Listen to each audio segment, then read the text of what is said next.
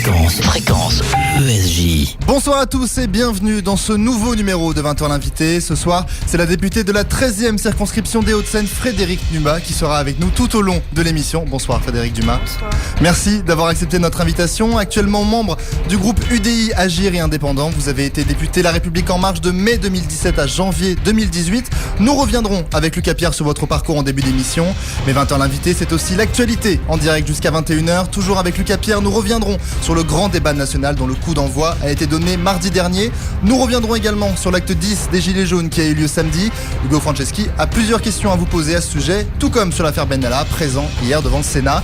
Nous nous attarderons quelques instants sur la taxe GAFAM avec Yanis Darras et nous reviendrons également sur les élections européennes dont le premier tour aura lieu le 26 mai prochain. Et enfin, nous terminerons l'émission comme chaque semaine avec l'agenda de la semaine et Bastien Cochet. 20h l'invité, c'est avant vous tous qui nous écoutez. Vous pouvez réagir sur notre page Facebook et sur Twitter avec le hashtag Fréquence ESJ pour poser vous aussi vos questions à Frédérique Dumas. 20h l'invité avec Frédérique Dumas, c'est en direct sur Fréquence ESJ et ça commence maintenant. Fréquence ESJ. Mais avant de commencer justement cette émission avec vous, Frédérique Dumas, on a une manière un petit peu originale sur Fréquence ESJ de présenter nos invités à ceux qui ne les connaissent pas ou qui ont envie de les découvrir un petit peu plus. Est-ce que vous avez une idée comme ça, d'une manière un peu originale de vous présenter ? Ah, moi, je crois que c'était vous qui alliez me présenter de manière originale. C'est pas moi qui vais le faire en réalité. C'est moi qui dois le faire. Non, c'est pas vous, au contraire. D'accord. C'est Camille Garcette qui va vous présenter d'une manière un peu originale puisqu'il le fait en rappant. Génial. Voilà, il le fait en rappant, une petite instru qui est prête, le texte également qui va aider nos auditeurs à en savoir un petit peu plus sur vous avant de revenir sur votre parcours avec Lucas Pierre. Bonsoir Camille Garcette. Bonsoir Antoine Lhermitte, bonsoir Frédérique Dumas. Et oui, comme l'a dit Antoine Lhermitte, je vais rapper. Donc votre portrait, je pense qu'on peut y aller tout de suite, Lucas Pierre. C'est parti.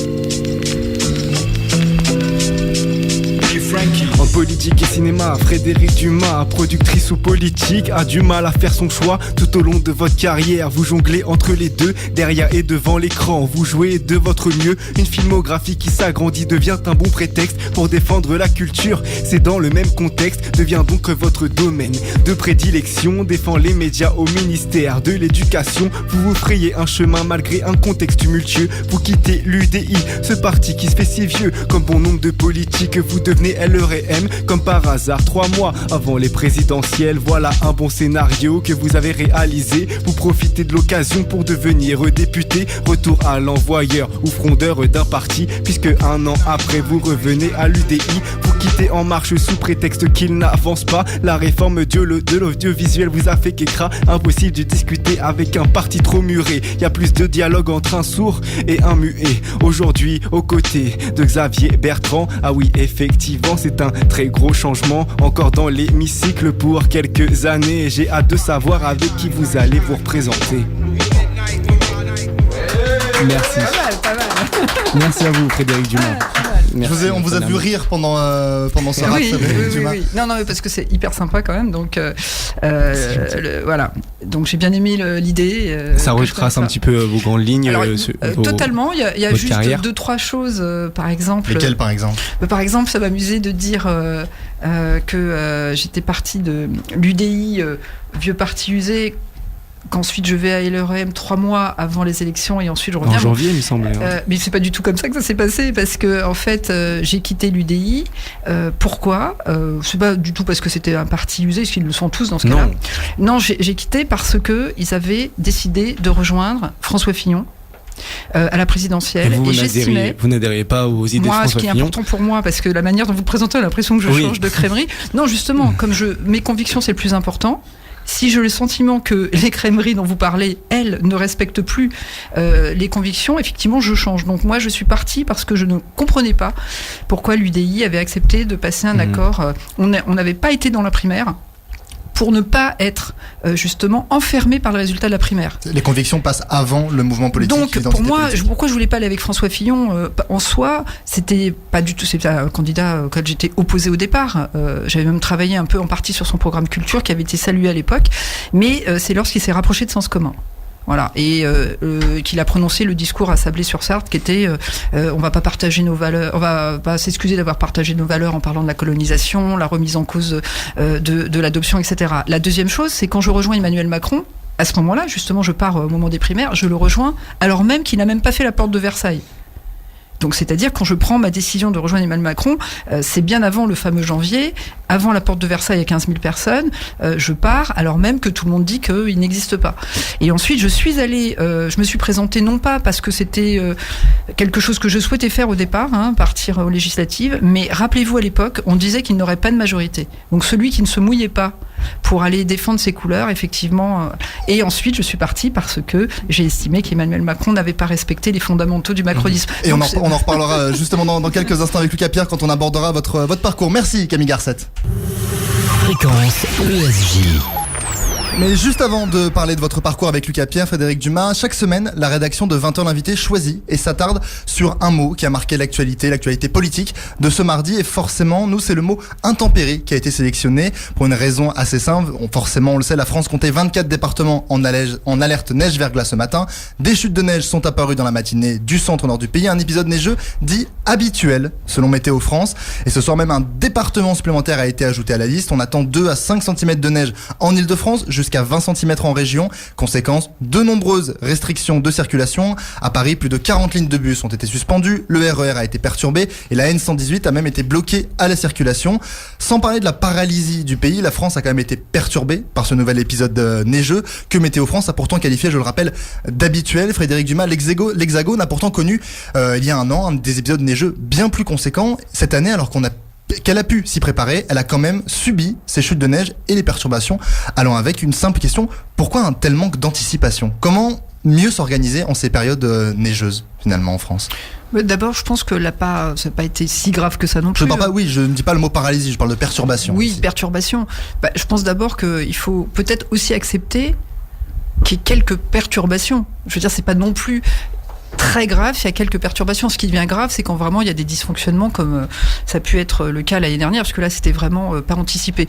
Là, franchement, je pense qu'on peut supporter quelques perturbations. Moi, en tout cas, je trouve pas ça très gênant qu'il y ait quelques perturbations et on n'est pas obligé de... Que même celle-là, on ne peut pas anticiper ces perturbations-là, comme la fermeture par exemple de la N118 ? Oui, mais justement, la N118, je ne sais pas si vous l'empruntez, mais pour moi, le problème, il est insoluble. C'est vraiment... elle est fermée franchement, à chaque... Franchement, vous avez vu la côte, alors elle va très loin, parce que je sais qu'ils ont trouvé des solutions un peu plus loin vers Bièvre, mais quand vous l'empruntez au pont de Sèvres, là, je vois pas comment on fait, à moins vers un revêtement spécial, je sais pas.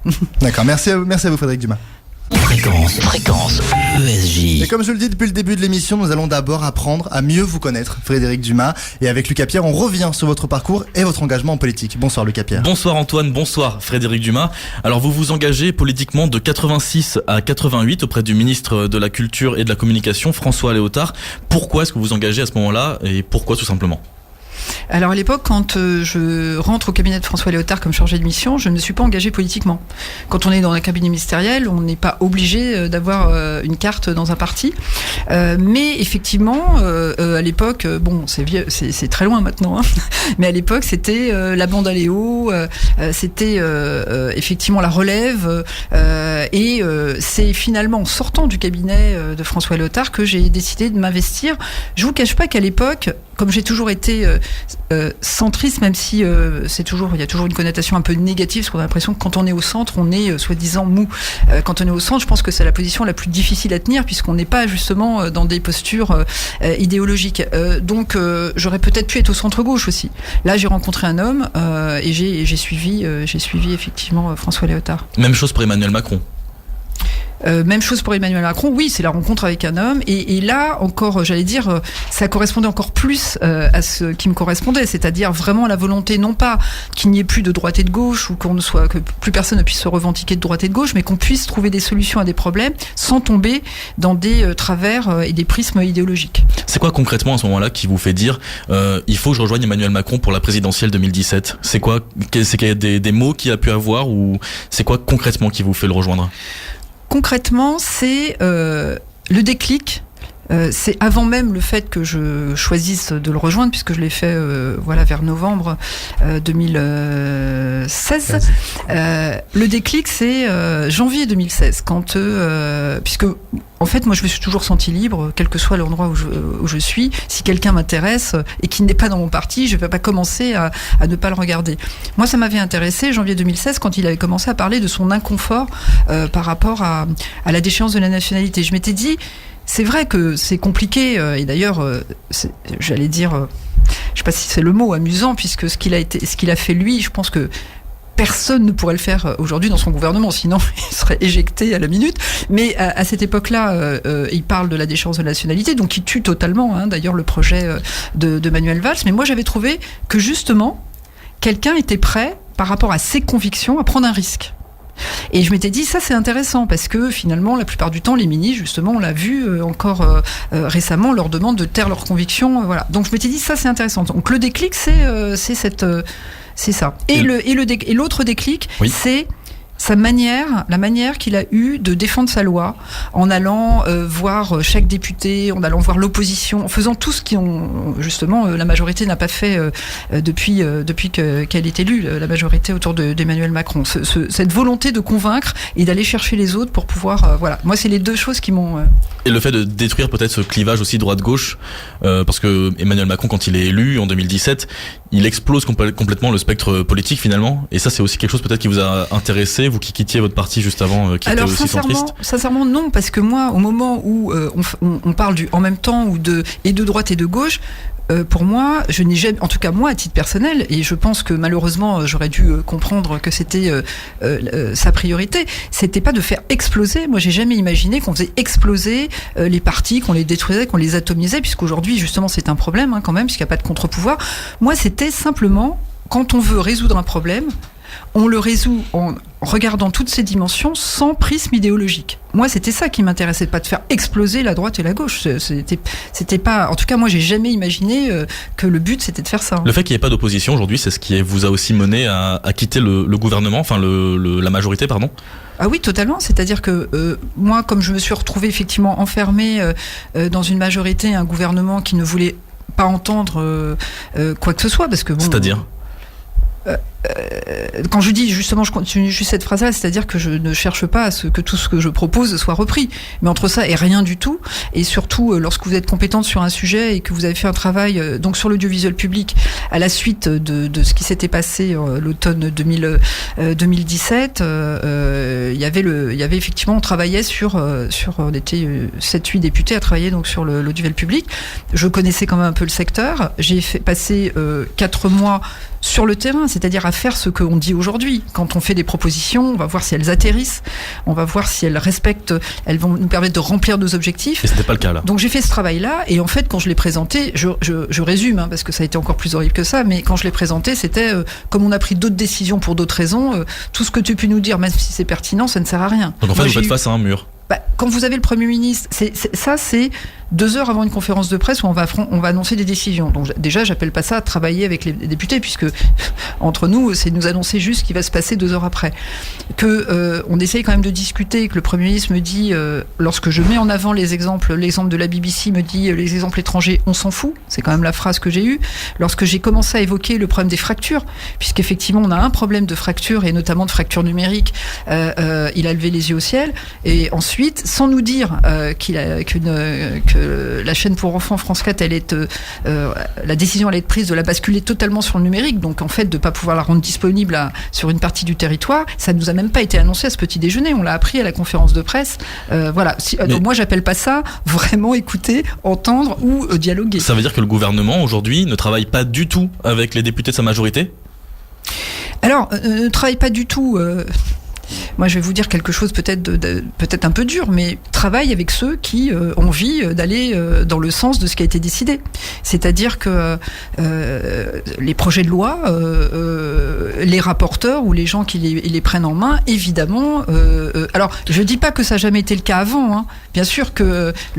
Au sein de la République En Marche, en gros, on ne refuse pas, on ne peut pas ne pas aller dans le sens du gouvernement. Non. On ne peut pas. Non, on peut pas. Alors, on peut pas. Il y a, par exemple, ce truc incroyable qui est que quand vous êtes député En Marche, le règlement intérieur vous interdit d'aller co-signer un amendement avec un autre groupe. C'est des choses comme ça. J'ai jamais dit qu'il fallait pas avoir une cohérence d'un groupe et que donc il pouvait pas faire n'importe quoi, puisqu'effectivement on aboutirait à la fronde avec ce que ça. Donc il y a une différence entre on a été élu sur un certain nombre de choses, donc effectivement on n'est pas censé remettre tout en cause.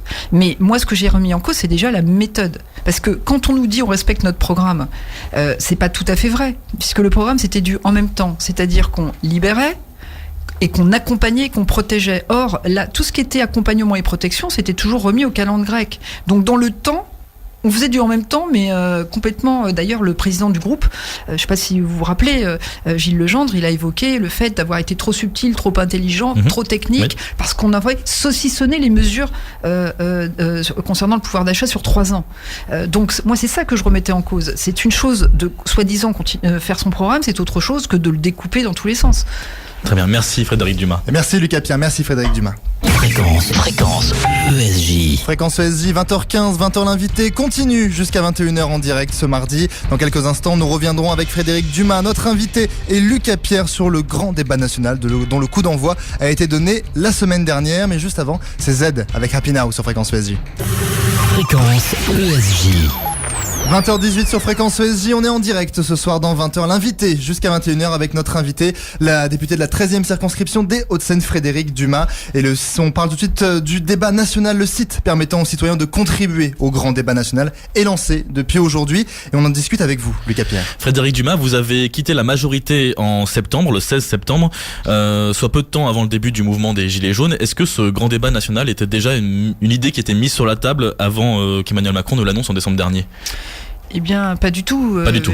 Puisque je pense que vous avez aussi noté que lorsque la première personne en fait qui évoque l'idée d'un débat national, c'est pas du tout Emmanuel Macron ni d'ailleurs Édouard Philippe, c'est Laurent Berger.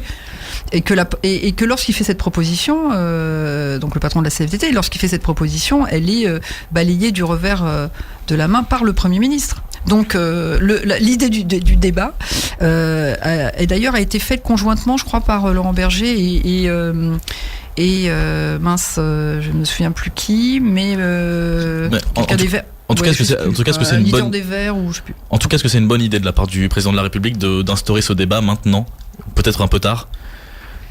Il y a deux choses.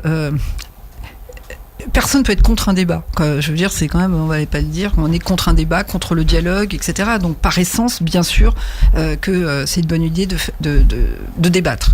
Maintenant, il y a deux sujets. Le premier, c'est pourquoi faire et comment on le fait.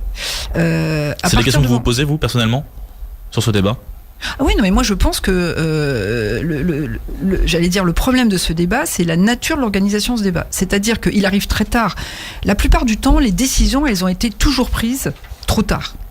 Donc, après qu'une situation ait été créée et se soit cristallisée. Donc le problème de la réponse, c'est qu'elle pouvait être une réponse à un moment donné, mais au moment où elle arrive, elle ne l'est plus. Je ne sais pas si vous vous souvenez, mais c'est le 10 décembre que Emmanuel Macron évoque le fait de justement les fameuses mesures d'urgence, etc. Oui. 8 ou 10 jours avant, je crois que c'est fin novembre. Fin novembre, il est en Argentine, et d'Argentine, il dit cette phrase: il n'y aura jamais de recul. Donc, en gros, quand les choses arrivent, elles arrivent tellement tard que c'est pas le débat en soi qui est un problème, c'est que la proposition arrive à un moment où ceux à qui cette réponse était apportée commencent à douter d'un certain nombre de choses. Ça, c'est la première chose. La deuxième chose, en se disant, la deuxième chose, c'est que la plupart des choses qui ont été obtenues, elles l'ont été obtenues après que la violence ait eu lieu, c'est-à-dire pas du tout autrement. Et dernière chose, ce débat, il est totalement... le président annonce qu'il le coordonne, annonce les conditions du débat, annonce les conditions de sortie, c'est lui qui les décidera, et fait une lettre pour cadrer. Donc c'est normal que certaines personnes disent, nous, ça nous intéresse pas. J'ai pas dit que c'était une bonne chose de pas y aller, mais je dis, il faut comprendre pourquoi certaines personnes veulent pas y aller. On peut rien attendre, du coup, de ce débat ? C'est pas, on peut rien en attendre, parce que il y a quelque chose de toute façon qui est bien, c'est de libérer la parole. Et il y a des choses qui vont être dites et qui seront jamais dites s'il n'y avait pas ce débat. Je pense par contre que ce ne sera jamais la réponse. Voilà. À la crise sociétale qu'on est en train, et politique qu'on est en train de vivre. Et le fait que ce soit simplement entre le président de la République et les maires, c'est quelque chose qui est beaucoup critiqué aussi. Il n'y a pas de gilets jaunes, il y a personne d'autre. En fait, même des patrons de PME expliquaient aujourd'hui qu'ils voulaient participer au débat. C'est pas un peu... Alors écoutez, moi je vais vous dire... C'est un peu de l'entre-soi, quoi. Je trouve que c'est encore plus grave que ce que vous dites. Parce que À partir du moment où Emmanuel Macron dit c'est moi qui coordonne et c'est moi qui parle là il a décidé évidemment de parler aux maires et il a décidé de passer par les maires pour organiser les débats. Si on est honnête, les maires, il les prend pour des facilitateurs qui passent des salles, etc. Il fait effectivement une performance de 6 ou 7 heures face à eux, un peu en professeur élève. Donc en gros, les gens se plaignent parce qu'ils ne parlent qu'aux maires, mais en plus, les maires n'ont pas été considérés. Pour moi, considérer les maires, c'est leur demander de faire des propositions, pas dans le cadre du débat, etc., de faire des propositions, de demander au président de région d'en faire, de demander au président de département d'en faire, c'est-à-dire considérer que tous les échelons de la démocratie décentralisée en France n'est pas capable de faire des propositions en soi. Le rôle du député, pareil. Franchement, le député, en fait, finalement, personne n'a de rôle. Et le maire, il en a pas plus. Donc, c'est encore une forme de mépris du président de la République. Non, mais moi je pense que c'est même pas. Je sais même pas si c'est du mépris ou pas du mépris. Il y a une décision qui a été prise d'Emmanuel Macron depuis le départ d'être seul face aux Français. À partir de là, pour lui, les autres corps n'existent pas et il n'en tient pas compte en termes de force de proposition. Moi, je trouve que l'utilisation des maires, effectivement, est presque effectivement humiliante parce que vous passez vos salles, on va vous expliquer dans le cadre d'un débat un certain nombre de choses, et en plus, ça les abîme puisque un certain nombre de personnes disent mais il ne parle qu'au maire. Donc en fait, finalement, le maire là-dedans, il a la double peine en fait. Merci Frédéric Dumas. Merci Lucas Pierre. Fréquence ESJ. Et on enchaîne tout de suite avec la suite de le reste de l'actualité, l'acte 10 des Gilets jaunes. Plus de 2 mois après le début de la contestation contre la baisse du pouvoir d'achat, les Gilets jaunes ne décolèrent pas. Samedi dernier, ils étaient encore 84 000 selon le ministère de l'Intérieur à se mobiliser partout en France. Et on fait le point sur cet acte 10 avec vous, Frédéric Dumas, et avec vous, Hugo Franceschi. Bonsoir. Bonsoir Antoine, bonsoir Frédéric Dumas. Bonsoir. Ce regain de la mobilisation des Gilets jaunes, c'est une bonne nouvelle selon vous ? Alors, ce renforcement depuis le début de l'année là qu'on voit, 84 000 depuis 2 semaines, alors qu'avant les vacances on était autour de 50 000 manifestants. C'est une bonne nouvelle ?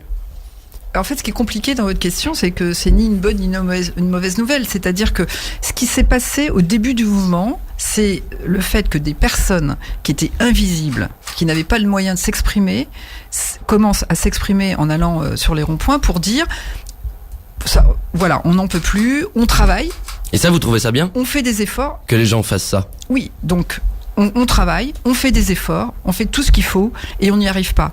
Donc, pour moi, c'était sain parce que, effectivement, ce qui est dommage, c'est que si les gens ont dû aller sur les ronds-points pour le faire, c'est qu'ils n'avaient pas de moyens autres de l'exprimer. Et que, nous, en tant que députés, par exemple, et je dis pareil pour les maires ou les présidents de région, quand on essayait de le relayer, c'est-à-dire de jouer notre rôle de représentant des citoyens, ça n'était pas entendu.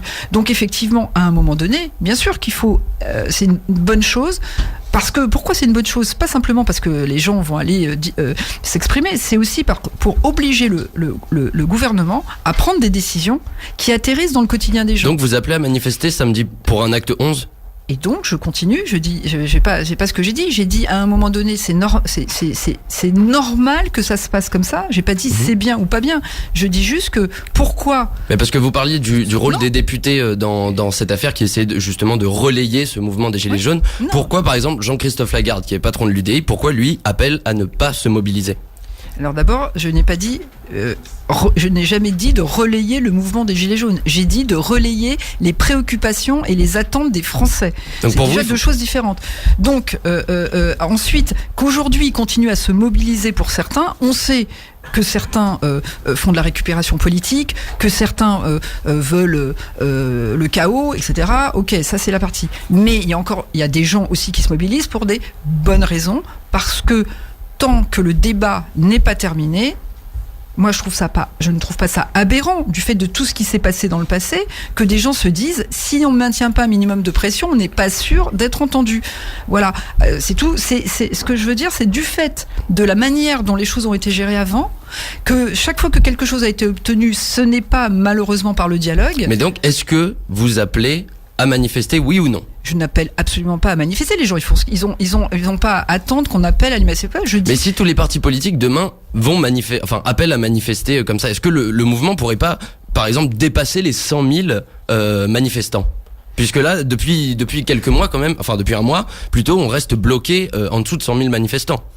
Est-ce que on peut pas revenir à cet acte 1? Est-ce que pour vous on peut revenir à cet acte 1 où il y avait plus de 200 000 manifestants en Non, France? je pense pas qu'on peut revenir à l'acte 1 parce que comme une partie du mouvement a été récupérée, qu'il y a eu des violences, que ça a été anxiogène, il y a bien sûr des gens qui ne retourneront Mais plus. justement, par rapport à ces violences, à ces affrontements, Frédéric Dumas, la loi anti-casseurs voulue par Édouard Philippe, vous comptez la voter, vous y êtes favorable à cette loi qui va être décidée, elle est examinée en commission de l'Assemblée cette semaine?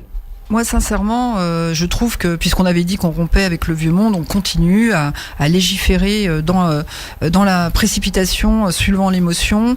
Pour vous, c'est un mouvement de panique de la part du gouvernement, cette loi anti-casseurs qui arrive sur le tas avec, évidemment, le gouvernement qui demande aux députés de la voter le plus ça vite l'est possible. obligatoirement, puisque, comme vous le savez, c'était une proposition de loi des Républicains. De Bruno Retailleau, tout à fait. Qui a été complètement retoquée à l'époque en disant, évidemment, puisque c'était la manière dont fonctionnait la majorité, de toute façon rien n'était pertinent qui venait de l'opposition quelle qu'elle soit.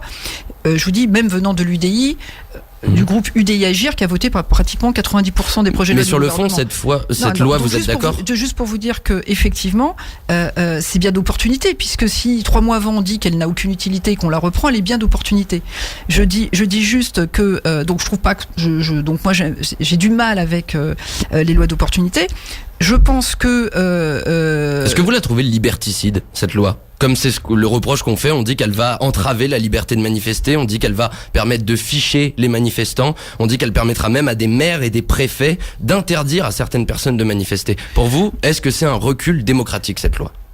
Ça dépend quelle disposition. Par exemple, pour moi, le fait de pas venir cagouler, je trouve que c'est plutôt une bonne chose, parce que sincèrement, par principe, si on vient cagouler, c'est qu'on veut pas être reconnu. Bon, donc moi. C'est parce qu'on sait qu'il y a des gaz lacrymogènes dans chaque manifestation. Alors, non, mais après, c'est un autre... Parfois, on voit oui, mais après, c'est un autre sujet, ça. C'est-à-dire, si on parle de ça, je pense qu'effectivement, on n'a pas assez. On doit avoir une vraie discussion sur qu'est-ce qui est autorisé ou pas. Ça, c'est pour moi. Voilà, il y a différents problèmes, on les résout pas de la même manière. En tout cas, quelqu'un qui vient cagouler, si on met de côté, parce que franchement, il n'y a pas que des gens qui sont venus cagouler parce qu'ils avaient, voilà, si ils viennent cagouler, etc. Ça, je trouve que c'est pas. Après, le fichage, moi, on peut toujours s'interroger sur. Qui fiche qui et pourquoi, puisqu'il y a eu beaucoup d'interpellations. Ficher les casseurs, vous êtes contre ou pour? Mais il faut vraiment que les gens aient été pris, jugés, etc. Mais dans ces cas-là, ils sont obligatoirement fichés d'une certaine manière. Merci Hugo Franceschi, merci à vous Frédéric Dumas. Fréquence ESJ.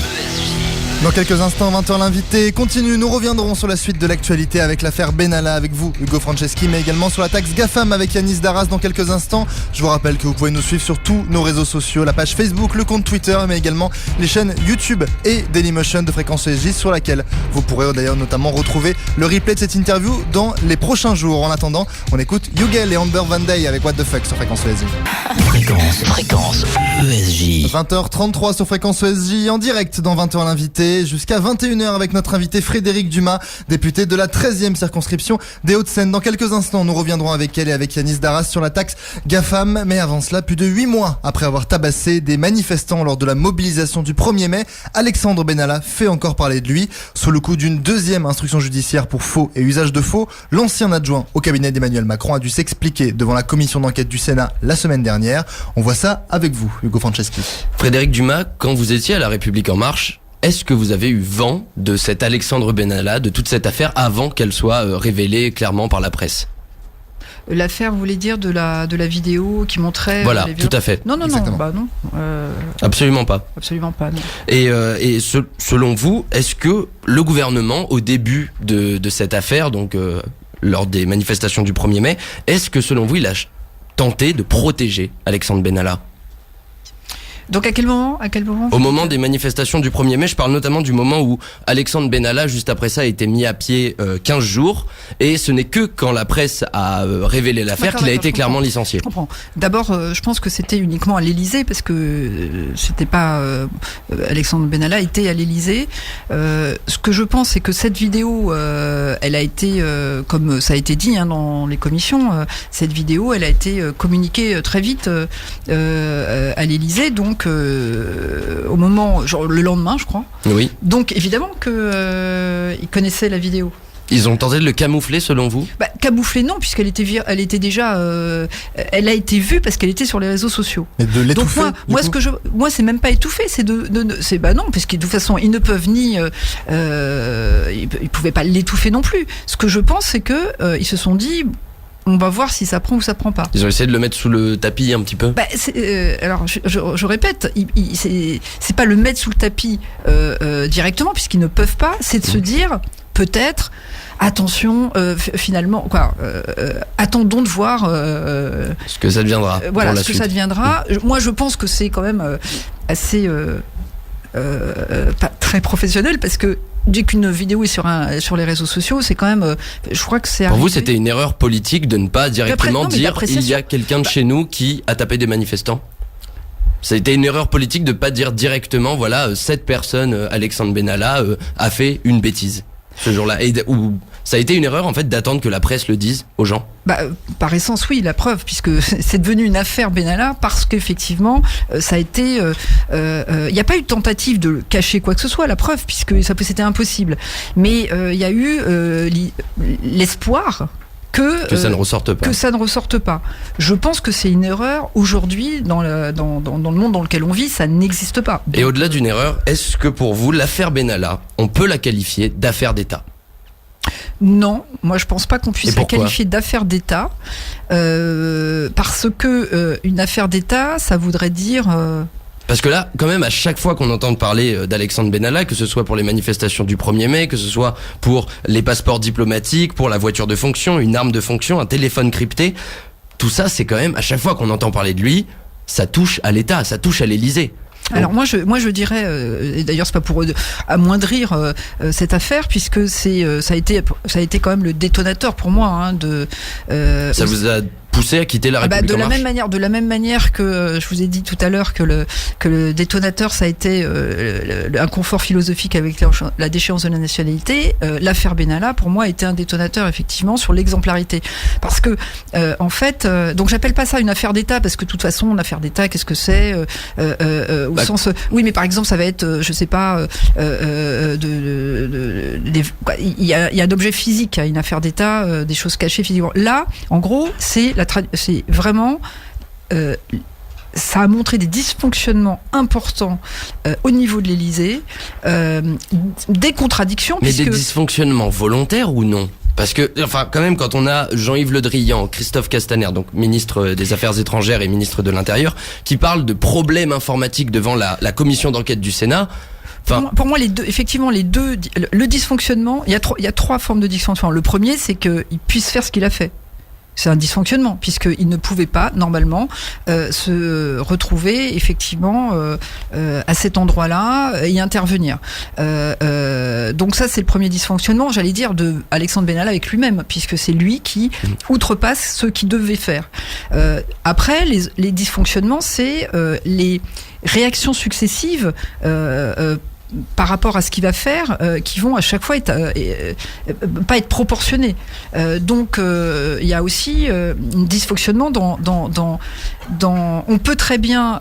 C'est pour ça que moi au départ je vais être très franche. Je me suis dit ok, ils ont mal réagi, ils ont pas apporté les bonnes réponses au départ, mais le président a dit j'assume lorsqu'il l'a dit devant nous. Mais aujourd'hui, l'Élysée assume toujours. Attendez, il a dit j'assume. Et là, je me suis dit bon, il assume. On va se retrouver à la fin de l'été et on va prendre des décisions qui vont démontrer effectivement qu'on a assumé. Ça veut dire se séparer. Elles ont été prises ces mais non, décisions. justement, c'est ça moi qui m'a choqué. C'est-à-dire jusque là, je me dis bon, ok, déjà c'était pas génial, mais disons, on se dit ok, on a le droit de se rattraper, de se reprendre. Et donc, quand tu le dis j'assume, moi j'ai trouvé que c'était quelque chose de fort. Après, j'ai compris que parce que c'est quelques jours après que effectivement le président dit à des journalistes qui lui parlent de l'affaire, tout ça est une tempête dans un verre d'eau. Et je me suis commencé à me dire bah si c'est une tempête dans un verre d'eau, ça veut dire qu'on n'assume pas grand-chose. Et ensuite, je me suis dit j'attends la fin de l'été pour qu'il y ait des décisions importantes qui soient prises. Pour moi, c'était à ce moment-là le minimum, c'était quand même de faire de changer une partie. Donc c'est un échec dans l'exemplarité. Mais oui, moi c'est ce que j'ai exprimé à Emmanuel Macron, c'est une des raisons de mon départ, oui. En quelques mots, merci Frédéric Dumas, merci Hugo Franceschi. Fréquence ESJ. Dans l'actualité également, ce week-end, Bruno Le Maire a annoncé vouloir présenter un projet de loi pour taxer les grandes entreprises high-tech dès cette année. Le gouvernement estime que cette mesure rapportera environ 500 millions d'euros chaque année. Bonsoir Yanis Darras. Bonsoir Antoine, bonsoir Frédéric Dumas. Est-ce que la France va enfin réussir à taxer les GAFA avec ce projet de loi ? Écoutez, déjà dans le mot, il y a un problème. Puisque, en fait, on parle de taxer les GAFA. On ne parle pas de faire en sorte que les GAFA payent leurs impôts. Et sur la base correcte. Donc, moi, je trouve que c'est un souci, puisqu'effectivement, on n'est pas en train réduire l'optimisation fiscale et l'érosion des bases fiscales. Donc, c'est à ça qu'il aurait fallu d'abord s'attaquer avant de dire qu'on va taxer plus, du coup, les GAFA. Donc, on rappelle, c'est Google, Apple, Facebook et Amazon. Je vais quand même vous expliquer pourquoi faire ça c'est compliqué. J'ai pas dit que faire ça c'était aussi simple, hein, donc je vais l'expliquer. Mais ce que je veux dire, c'est qu'en tout cas, faire ça, c'est faire ce qu'il faut faire, puisque ce qu'il faut absolument, c'est que les géants du numérique payent les impôts au même titre que les autres entreprises. Et d'ailleurs, il n'y a pas que les géants du numérique qui font de l'évasion fiscale ou plutôt de l'optimisation fiscale, on appelle ça, je sais pas quoi, de la planification agressive fiscale. Il y avait aussi Starbucks, etc. Donc, en tout cas, c'est le monde de demain. Ça génère des profits considérables.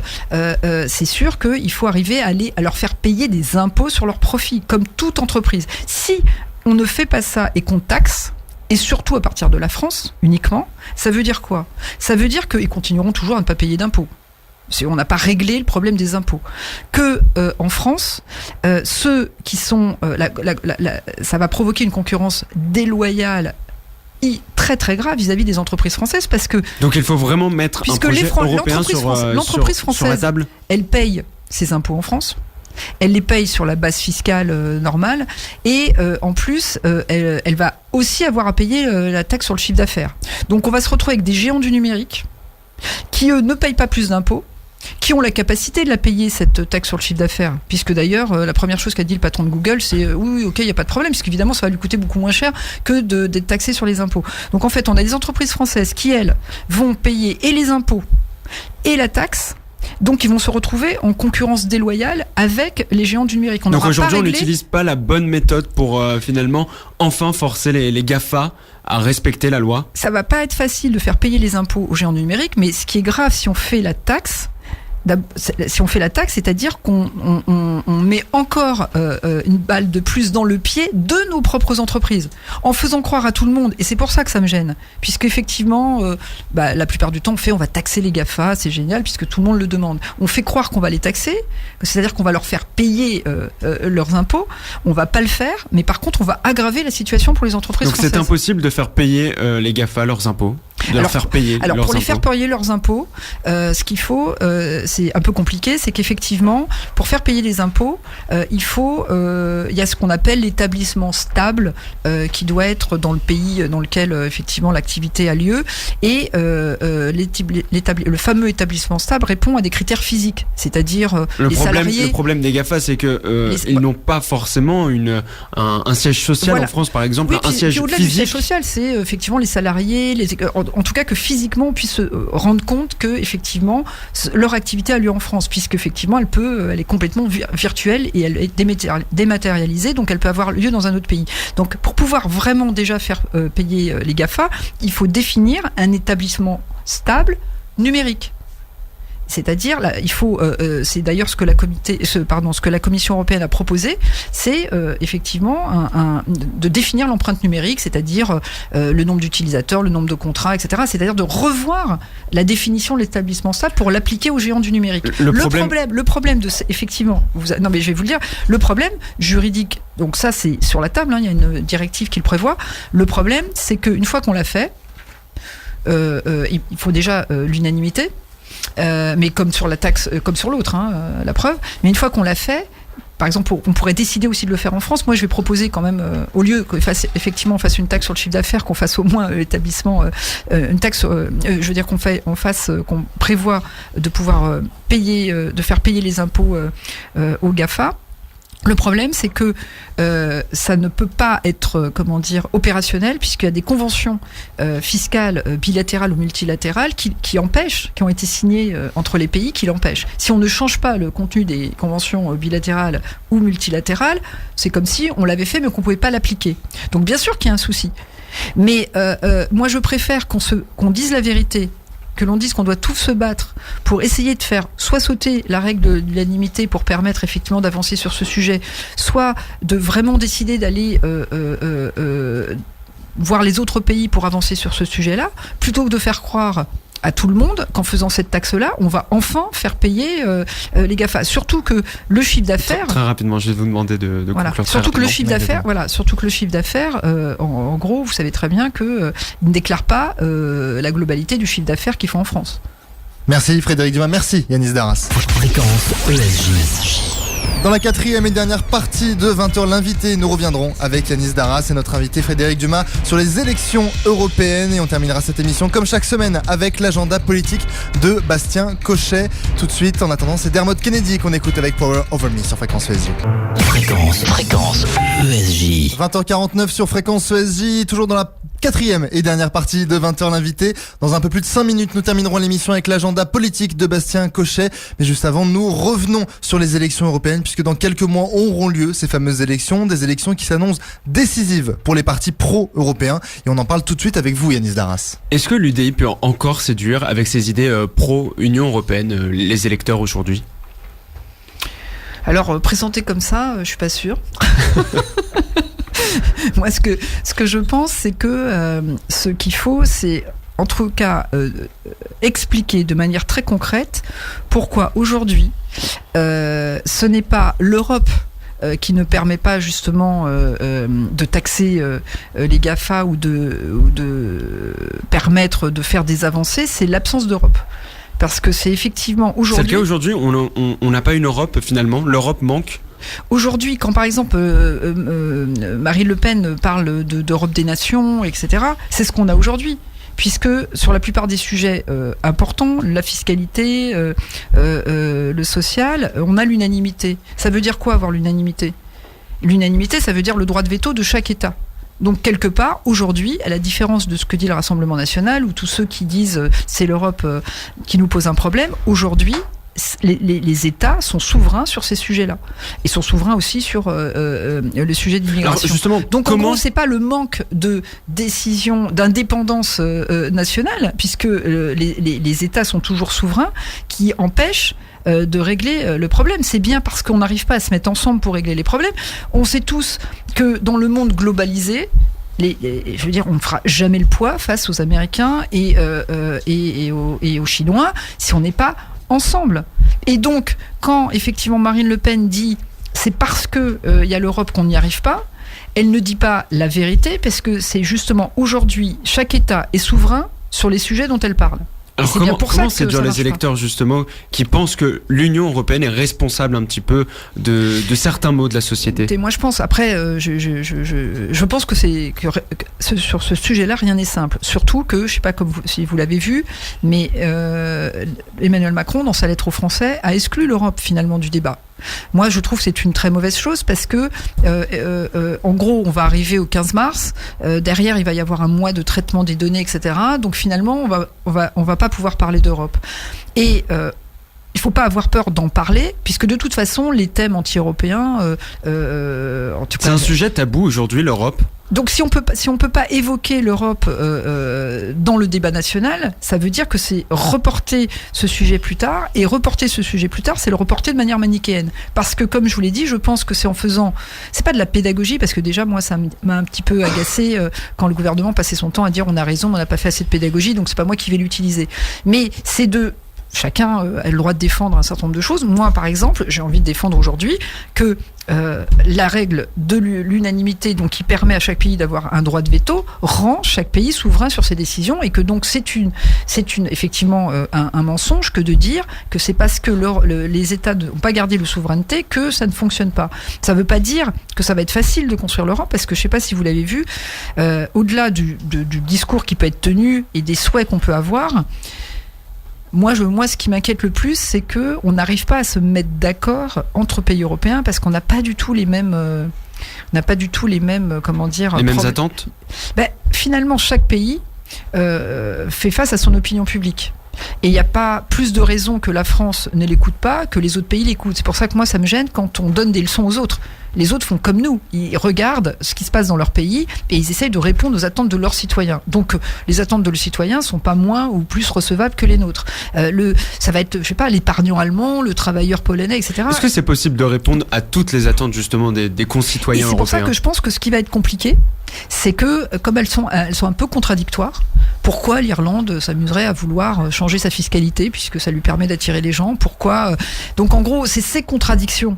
Et donc d'ailleurs, c'est pour ça que je répète vraiment que le discours de Marine Le Pen est vraiment un discours qui ne tient pas la route. C'est parce que justement, il y a des égoïsmes nationaux. Donc c'est les souverainetés qui s'opposent. C'est un discours qui ne tient pas la route, mais qui pourtant séduit aujourd'hui les électeurs. Non, mais moi j'essaie d'expliquer pourquoi ce qu'elle dit, c'est déjà ce qui est. C'est que elle est en train de nous proposer de faire ce qui existe déjà. Aujourd'hui, effectivement, les États sont souverains. Et lorsqu'ils prennent une décision au niveau européen de concéder quoi que ce soit, c'est chaque État qui l'a décidé. C'est-à-dire, c'est personne d'autre. Jamais l'Europe n'a obligé un État à faire quelque chose, c'est l'État qui décide de le faire. Donc soit on assume devant les citoyens que les avancées qui ont été faites, c'est chaque État qui les a faites de manière souveraine. Et ça, je trouve que ça n'est pas fait, puisqu'effectivement, on n'assume pas ça. On dit c'est l'Europe, c'est pas l'Europe, c'est chaque État qui a décidé. Deuxièmement, sur les sujets importants qui nous permettraient de régler les choses, c'est-à-dire justement la fiscalité, les impôts par les GAFA, l'immigration, etc., l'harmonisation sociale, on a besoin de l'unanimité. Et donc l'unanimité, ça veut bien dire que chaque pays a un droit de veto. Donc en gros, l'Europe que nous propose Marine Le Pen, c'est l'Europe qu'on a déjà aujourd'hui. Et donc c'est juste ça, c'est que le discours passe parce que évidemment les gens pensent que les pays ne sont plus souverains. Moi j'ai eu cette discussion avec un représentant des Gilets jaunes sur des plateaux qui justement m'a dit la Commission européenne décide ceci, décide cela. La Commission européenne, elle n'a aucun pouvoir de décision. Elle a un pouvoir législatif, de proposition. Donc à chaque fois que quelque chose est accepté, c'est par les États. Par le Conseil européen, et la plupart du temps à l'unanimité sur les sujets qui nous importent. Donc c'est exactement comme ça déjà que l'Europe fonctionne. Donc Marine Le Pen nous explique qu'il faudrait que ça soit encore pire que ça, que finalement les États reprennent encore plus, soient encore plus soumis à leurs égoïsmes nationaux. Donc moi, c'est pas le fait d'expliquer ça que me paraît le plus compliqué, c'est comment, objectivement, on réunit les Européens alors que leurs besoins sont contradictoires. Et on va s'arrêter là. Merci Frédéric Dumas, merci Yanis Darras. Fréquence ESJ. Fréquence ESJ 20h56, et comme chaque semaine, chaque mardi, on termine l'émission avec l'agenda politique avec vous, Bastien Cochet. Bonsoir Bastien. Bonsoir Antoine, bonsoir Frédéric Dumas. Demain aura lieu le vote solennel de la réforme de la justice. Le projet avait déjà été adopté dans la nuit du 11 au 12 décembre dernier à 88 voix contre 83. L'opposition avait déploré les conditions de vote pour un texte aussi important, accusant une adoption en catimini. Cette réforme vise à créer 7000 nouvelles places de prison et 6500 nouveaux emplois. Le budget de la justice sera ainsi augmenté de 24% sur 5 ans. Est-ce que c'est nécessaire d'augmenter le budget de la justice en ce moment, Frédéric Dumas ? Ça arrive rapidement. Oui, augmenter le budget de la justice, bien sûr. Après, moi, je pense que dans le projet de loi justice, ce qui nous a le plus gêné, et d'ailleurs ça correspond beaucoup de projets tels qu'ils sont portés viennent heurter le mouvement, j'appelle pas ça les gilets jaunes, le mouvement en soi qui existe depuis 2 mois. Donc c'est de réduire et de fusionner, comme vous le savez, les tribunaux, de réduire la proximité en fait de la justice. Et après on nous explique que tout passera par le numérique. Moi je suis partie parce que justement j'essaie d'expliquer au gouvernement qu'il y avait des fractures. Et que les fractures numériques, elles sont protéiformes. C'est pas juste. Il y a la fracture évidemment liée aux zones blanches où là carrément vous pouvez même pas avoir accès au numérique puisqu'il n'y a pas de réseau de débit, bref. C'est ça. C'est voilà. Oui. Mais il y a la fracture aussi des usages. Donc il y a des gens qui sont très éloignés du numérique. Donc le projet de loi de justice ne tient pas compte de ça. Donc nous, c'est plutôt là-dessus effectivement qu'on a fait un certain nombre de remarques. Vendredi, Pôle emploi publiera les chiffres du chômage pour le 4e trimestre de 2018. Après une baisse encourageante de 0,1% au second trimestre, la période estivale avait vu le nombre de demandeurs d'emploi augmenter de 0,4%. Qu'est-ce que vous attendez de ces chiffres du chômage qui vont tomber ? Qu'est-ce que j'en attends ? Oui, est-ce que vous pensez qu'ils seront bons et est-ce que j'espère qu'ils seront bons. Et s'ils sont mauvais, est-ce que ce sera un nouveau gros coup dur pour Emmanuel Macron et son gouvernement ? Bah là, ce qui est compliqué, c'est de faire de ces chiffres-là, de décider que c'est terminé et qu'on n'améliorera pas les choses. Donc moi, je tirerai pas de conséquences ni dans un sens ni dans l'autre d'ailleurs, parce que s'il était un peu bon, ça voudrait pas non plus dire que tout va bien. Donc moi, je pense que il faut revoir beaucoup plus profondément notre modèle pour pouvoir entrer dans le 21e siècle. Donc je ne suis pas convaincue que la manière dont on procède ne soit pas juste artificielle. Une dernière question, Bastien. Et pour finir, dimanche à 14h se déroulera la marche républicaine des libertés au départ de la place de la République à Paris. Cette marche est organisée par les Foulards Rouges, le mouvement pro-Macron. C'est une manière pour eux de s'opposer aux violences et blocages des Gilets jaunes pendant ces dernières semaines. Est-ce que c'est une initiative que vous soutenez ? En quelques mots. Eh bien, la même chose, c'est-à-dire je n'ai pas à la soutenir ou pas à la soutenir. Moi, je pense que c'est un peu ridicule de vouloir opposer les uns aux autres. Tout ce qui oppose les gens entre eux, moi, je trouve n'est pas une bonne solution. Après, chacun a le droit, c'est pas moi qui décide, et donc ils ont, voilà, ceux qui veulent aller manifester, ils manifesteront, quoi. Merci Bastien Cochet, merci Frédéric Dumas. Fréquence ESJ. C'est la fin de 20h l'invité. Merci à vous tous de nous avoir suivis. Merci à Frédéric Dumas d'avoir accepté notre invitation et d'avoir passé cette heure avec nous, d'avoir répondu aux questions de nos journalistes. Je vous rappelle que vous êtes député de la 13e circonscription des Hauts-de-Seine. Vous pourrez retrouver évidemment l'article de l'émission, le récapitulatif écrit de l'émission sur le site fréquenceesj.com dans les prochains jours, ainsi que le podcast sur la chaîne YouTube Fréquence ESJ. Les prochains rendez-vous de Fréquence ESJ demain matin 7h, 9h, l'actuel, la matinale qui vous réveille en info dès 7h et 20h. Évidemment le rendez-vous culturel de la rédaction Storytelling. Vous retrouverez Lucas Pierre et toute son équipe. Quant à nous, on se retrouve comme chaque semaine, mardi prochain à partir de 20h en direct jusqu'à 21h. Bonne semaine à vous. Fréquence ESJ.